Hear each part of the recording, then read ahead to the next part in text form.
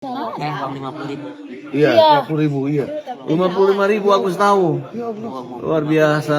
Kamu Sempat ngaku divonis buta permanen, Agus Salim kini bisa melihat lagi. Agus Salim korban penyiraman air keras kini sudah bisa melihat. Agus Salim merasa mendapat mukjizat setelah tiba-tiba bisa kembali melihat. Agus bahkan mengetes matanya dengan melihat uang.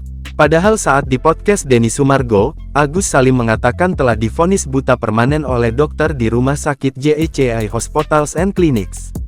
Kabar buruk buat Agus, soalnya Agus divonis dokter di JEC udah gak bisa ngelihat sama sekali, kata Agus Salim. Ia kemudian menjalani proses pengobatan untuk membersihkan matanya. Lantas kini Agus Salim mendadak bisa melihat lagi. Pengacara Krishna Murthy mengatakan penglihatan dan kondisi Agus Salim saat ini mulai membaik. Kata Krishna, Agus mulai bisa melihat bayang-bayang. Alhamdulillah tadi waktu bertemu Agus pertama, Agus sudah semakin membaik, tiba-tiba ada mukjizat yang diberikan oleh Allah. Agus mulai agak ada bayang-bayang sedikit, kata Krishna Murthy. Dari banyak video beredar di media sosial, Agus Salim bahkan membuktikan bisa melihat.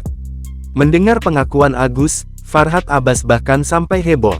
Luar biasa, Agus bisa melihat lagi nih pemirsa, katanya.